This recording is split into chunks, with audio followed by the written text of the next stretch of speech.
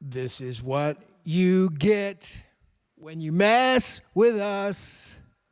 Karma Police, that's going to be the theme song right now. Radiohead. This week, everybody check it out. Listen to the lyrics, read them. Yesterday's space about flipping. The great Bitcoin flipping was absolutely electric. We freaking set the whole place on fire. I mean, it was just energy in the room. We got trolled out of the freaking place. It was amazing. DJs came in and had a great time listening. It was just on, dude, because that's what DJs want. The DJs want the flipping because they can get rich quick. That's what DJs like. There's so many angles though about the flipping that are at play right now. We had Siggy from Terranode on, just absolutely laying it down the whole freaking time about how the scaling is happening with the node infrastructure. I had an amazing freaking talk afterwards with my good buddy Jermo. He's from China. He's actually out in China. This guy is, he's just a freaking man. Okay, long story, funny story. Actually, I've shared some interviews about him on this channel here before, but he's kind of remaining anonymous. Goes by Jermo, so I'll put it that way. But ultimately, he wrote some articles about Terranode and some ideas that he has about how to improve Terranode's infrastructure and make it better. And it's really philosophical in nature, but he was also one of the first, he's actually the first mine the first BSV block in 2018. So knows a lot about mining, infrastructure, and he's also just a brainiac. So articles, I will try to find his articles. They're in Chinese, and so I'll have to translate them. But I'm definitely going to get them over to Siggy. And I started reading them. Actually, I read one of them. It's amazing. So, but back to the flipping. Yesterday's space, we had an incredible show. I mean, I had just a really good energy. I mean, the flipping, let me just talk a bit about it for the DGens, and that is, one, the mining infrastructure. So I'm on a dude comes out today, helps me out with my HVAC, and he's he made some money. He made $200,000 on XRP. He got rich quick on XRP, and he's a DGen, and he freaking got lucky. He's like, I got lucky. I got gambling. He's like, he realized it was gambling, and he got lucky and cashed in, bought a car. He had bought a $200,000 car, had a great time. Eddie. And so I was like, great for you, Maddie. That's awesome. I said, but at the end of the day, gambling is just gambling. Lay it down on black. You might get lucky. But, what I'm talking about is real. The actual flipping between BTC and then the original Bitcoin protocol. Why? Because, first of all, I was excited to tell him about this for the first time because I'm telling him, like, look, dude, if it's more profitable to mine a chain as the miners are looking at the profitability on the chain, they're going to mine whatever's most profitable. Brett goes down there to the 2025 mine hackathon. It's a mine-a-thon down there in Dallas, Texas, 2 weeks ago, and he calls me up how excited he was about the miners. He's like, the miners don't care about laser-eyed maxis and the freaking, Michael Saylor and Jack Dorsey. They don't care about that crap. They just want to make money. They're just here to profit for their investors, their shareholders. And at the end of the day, that's what it's about. So as it becomes more profitable to mine on the longest chain with most digital signatures, the flipping starts to happen. And little wake-up call is it actually happens overnight. Credit to Jack Lew. I had him on the space yesterday, and a lot of people love him. A lot of people hate him. He's very controversial. I respect the hell out of the guy. Freaking the guy's a pioneer. Love the guy, and he's welcome on any time. So... He's a BSV whale, by the way. Guy's a freaking whale. So he has skin in the freaking game. All right, that's important to me. He has a lot of skin in the game. So, anyways, he comes on, and he's talking about how his idea of the flipping was like original hyper-Bitcoinization that Daniel Kravitz had talked about, and he did shows with Raphael about how it's going to happen overnight. It happens in 24 hours. It doesn't happen in 5, 10, 15 years. The flipping happens overnight. It does. You don't have time to get ready. It's like when you want to sell that BTC, you can't sell it. You know that, right? Like there's no liquidity. You can't sell that stuff. I mean, there's just no opportunity to sell BTC. The fees go to the moon, and nobody wants it. So and the same thing with the flipping. Either you have it or you don't. That's just the way it works. And it's not easy to get. Obviously, my buddy Eddie, my guy who's coming over here today, he's like, how do I even get it? I'm like, I don't even know, dude. Good luck. Good luck getting it. I'm not the guy to get it from. You need to go on the black market somewhere. It's digital cash.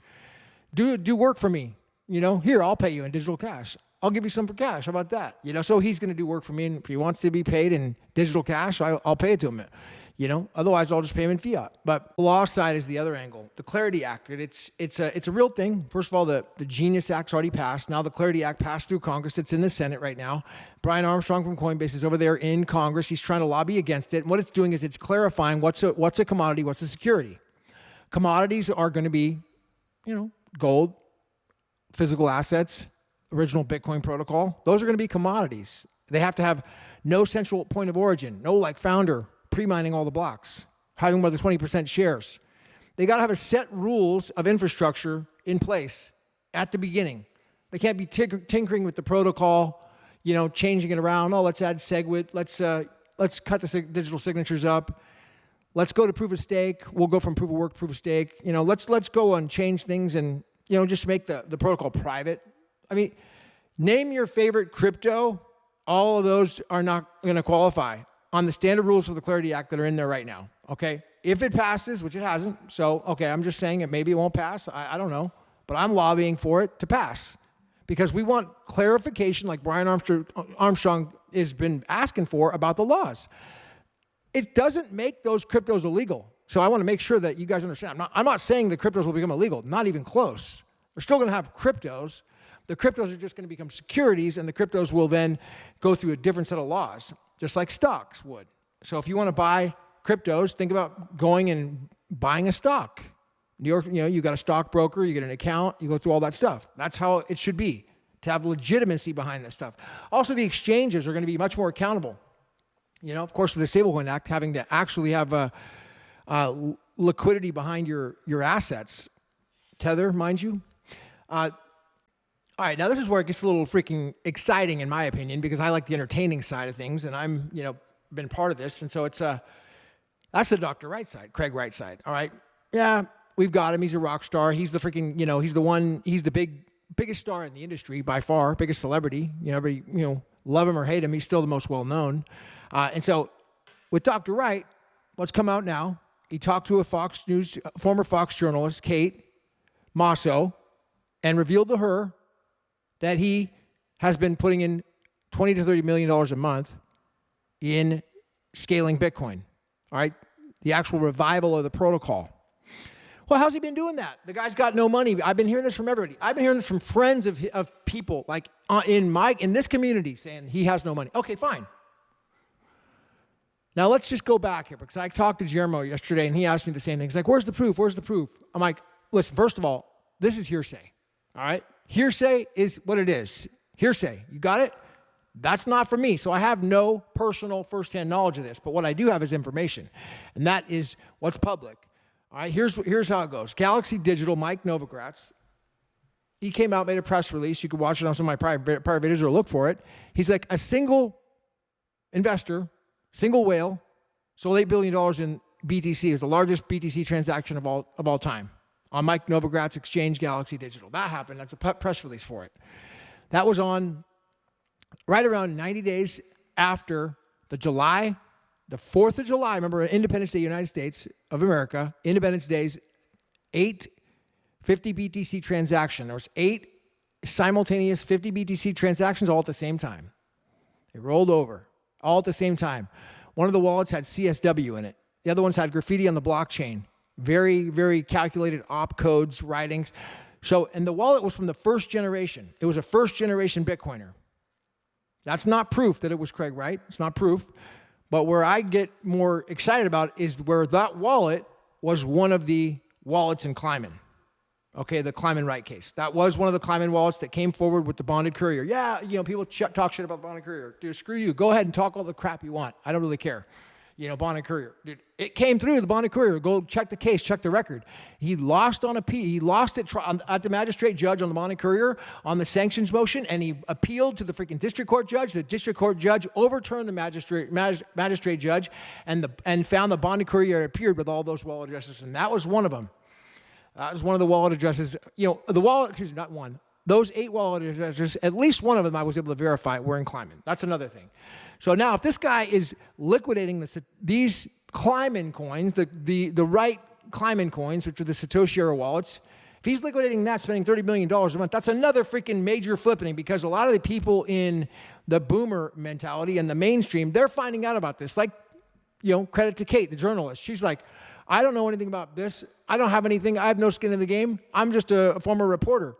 It's an interesting story. She's like, I went to Carl Cardano, and the guy wouldn't meet with me. The guy Hoskinson. Karma Police. Read the lyrics. Hoskinson wouldn't meet with me. So for whatever reason, he was too cool for school, but he was supposed to be the only subject matter expert. So Kurt then tells her about Craig, and and that's how she kind of gets turned on to this whole industry. Well, that's what's happening with the mainstream. They want to find out about the story. And when the actual pendulum drops, where there's more information, which I'm under NDA, I can't talk about, but when it does drop, those boomers and the mainstream people, they're going to really find out about it, because that story about Dr. Wright is really interesting. It's very entertaining. It's a fun rabbit hole to go down. You start reading the Satoshi Affairs by Andrew O'Hagan. It's a blog article, badass blog article. Check it out. That's really how I got.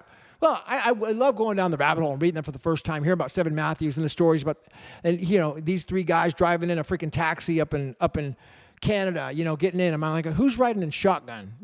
Was it Matthews in shotgun? Was it Wright? Was it Calvin Ayre in shotgun in a taxi cab? I mean, big old guys, rich billionaire. Who's riding shotgun in a taxi? I just remember that story. That was actually from another book by the author that I had on this show before, who wrote Hero Villain. That's Mark Eglinton. I'll put a link to watch his actual 2-part interview that I did. Really, really good. So back to the flippening. I mean, these are just a few of the elements I'm just talking about off the top of my head that are happening right now. Oh, the other one is the BRC 100 wallet standard. Now, Jack Lew, he loves trolling, he loves talking smack, and I love him for it, because he brings in attention. He says BRC 100 is a waste of time. It's useless. Now,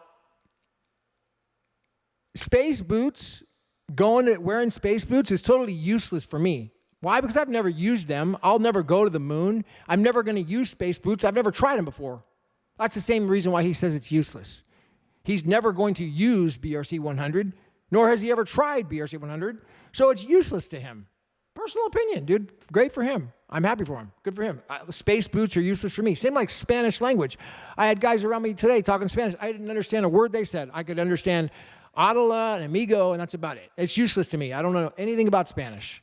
So that's how he is. Now, BRC 100 is actually the vendor-neutral wallet infrastructure that has allowed regular businesses to have a wallet with a vendor-neutral protocol, meaning that they don't have to rely on a centralized party. This is so important, because if you're excited about freedom, like I am, digital cash is freedom. Why? Peer-to-peer. In order to have peer-to-peer transactions, we need non-centralized wallets. Coinbase centralized, Binance centralized, Handcash centralized. All these wallets are centralized. We need vendor-neutral, non-centralized wallets to have true digital cash. That's what BRC 100 gives us. Is it easy? Hell no. Is it user-friendly? Freak no, dude. It's not user-friendly. It's raw as the internet was in 1992. It's super raw, But the developers who are using it, credit to, he's doing a new social network. I forget his name now. John, I know he's been on my space a few times. And he's like, dude, he really is into it. But the main guy is Mitch Bertram, dude, Binary. He's the freaking man, dude. He is the man. He's like, dude, he's so far ahead of everybody else on this that he just gets me more and more excited when I listen to him. Because when you hear somebody who's really, doing it, who's actually built a business around it, who's actually making money from this stuff, like, dude, this is where it's at. You see a guy who's actually doing it and done it, who's not doing it, who's done it. And he's not an engineer, he's not a developer, but he's a business guy, dude. And he knows, he understands the protocol. He understands Bitcoin. He's one of the few people in the world who understand Bitcoin. Jack Lew doesn't understand Bitcoin. Hell no. I sure don't understand Bitcoin. Not even close, dude. I'm learning. I'm beginning to understand, but I'm still at the beginning stage. And I can admit to that I don't understand it. But as more people understand it, like Mitch does, like Babbage does, okay? Like, as more people do, I'm telling you, that's the other part of the flippening. The vendor-neutral wallet infrastructure, BRC 100, is going to freaking go viral, dude. It's going to go viral. Watch. The next hackathon I'm going to have is going to be in January. We want to bring in VC guys, people with investors. And I'm not talking about $10 million. Screw that. We don't need a $10 million investor. $10,000. Think about it. A $10,000 investor. I got So many of them. I mean, it's like unbelievable. $30,000 investor, $50,000 investor, or even $1 million investor. But if you come in at a small amount, you say, well, you start with 10,000. You know, no startup guy, you know, in this industry should be getting $1 million cash up front. That's just going to go right to, you know, hookers and blow and the wrong things. You know, I mean, that's the first thing that's going to go, and they're going to be long gone. You know, so you start small, you build it, you set freaking, you know, goals. Oh, here we go. We're starting with this amount. Now let's freaking make it happen. Jack Pitt should be helping out too, because he's a really, you know, he knows how to run investments, and he comes from that world, and he's frugal. Yeah, you got to be frugal as a VC guy. You can't just be out dropping $1 million on some startup kid. He's 18 years old. Do you think he's going to be able to manage that? Hell no, dude. So, but that is going to happen. That's going to be in January. We're going to do a hackathon with real VC guys. And dude, I'm gonna bring him forward. So I'm gonna work on setting that up. That's gonna be an in-person event, Boulder, Colorado, second week of January. So if you haven't been to an event, go to that. Make it. Let's do the flipping. And I'm gonna do another space probably on Sunday, anyways. I'm also gonna I'll probably do a poll, and if I can get to 1,000 people voting for this, then I'll lobby for it. And I'm gonna do a poll on X about if I should have Craig Wright on a freaking X space, and just go through an open forum. No trolls, no, like that guy. I had to block a guy on X because he was trolling me on the freaking space. I'm not doing that crap. I don't want to hear about, you know, you coming in with a fake name and a fake account, and, you know, you're just trolling the space and playing, you know, loud music. You know, that's not going to happen, dude. I'm not having that.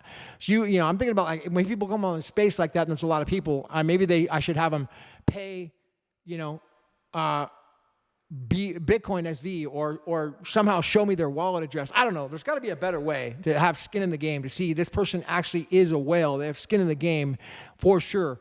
Then I want to have them on, dude, because these people just come on with fake accounts. You know how it is. So it's just my point is that if I could do a poll with Dr. Wright coming on, you know, over 1,000 people vote for it and they want to see it, then I would lobby for it to work on getting him on if people really want to see that. You know, I wouldn't have to get 1,000 people to, like, say yes. And then it would be worth it. Then I would know people really want to see it. So I'm going to work on that, but definitely going to be the hackathon coming up, and I'll work on another space, on some entertaining space. The flippening, dude. I think I like this theme. What do you think about the flippening, dude? The flippening. The great flippening of Bitcoin. That's what it's all about. It's happening. It's a hyper-Bitcoinization moment. It's coming. And when is it coming? I don't know. Like I said, I was talking to this guy Eddie today with my HVAC, and he's like, how long? 10 years? It could be. I mean, dude, it could be. If you're a degen, it's one of those things. Like, as a degen, it's going to happen overnight. It's going to be a 24-hour thing. But what we don't know is when. We just have to look at the signs and see what's going on in the whole space. You know, liquidity, are there businesses, is the wallet infrastructure there? Is the scaling there? Is somebody putting a lot of money? I mean, there's, like I talked about, is the law coming through with the Clarity Act? When's that happening? These are all these different angles, not just one. Clarity Act is not one. These are all different angles. They all have to come together at once to have the flipping happen. And that, when it happens, it's on, dude. That's when the degens go crazy. So, all right, that's all I got. Hit the ones. Thank you, everybody. We'll see you at the top. This is Gavin Mehl.